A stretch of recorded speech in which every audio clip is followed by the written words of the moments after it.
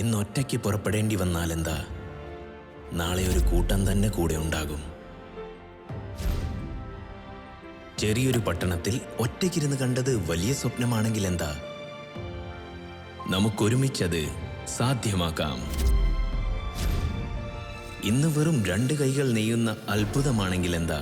നാളെ ആ സ്വപ്നം പല കൈകൾ ഒന്നായി നെയ്തെടുക്കും. ഒറ്റയ്ക്കൊരു വിത്ത് മാത്രമേ വിതച്ചുള്ളൂ എങ്കിൽ എന്താ? ആ വിത്ത് കൊണ്ട് നമുക്കൊരു പൂന്തോട്ടം തന്നെ ഒരുക്കാം. ഒരു കളിക്കാരനെ പോലെ ഒറ്റയ്ക്ക് ചില ലക്ഷ്യങ്ങൾ നേടാൻ കഴിഞ്ഞില്ലെങ്കിൽ എന്താ? നമുക്കൊരു ടീമായി ലക്ഷ്യങ്ങൾ നേടാമല്ലോ. ഒറ്റയ്ക്കിരുന്ന് സ്വപ്നം കണ്ടു, അതിനെന്താ? ശ്രീറാം ഫൈനാൻസ് ഓരോ ഇന്ത്യക്കാരനും ഒപ്പമുണ്ട്. കാരണം ഞങ്ങൾക്ക് വിശ്വാസമുണ്ട്. നമ്മൾ ഒന്നായാൽ നമുക്ക് ഉയരാമെന്ന്. ശ്രീറാം ഫൈനാൻസ്.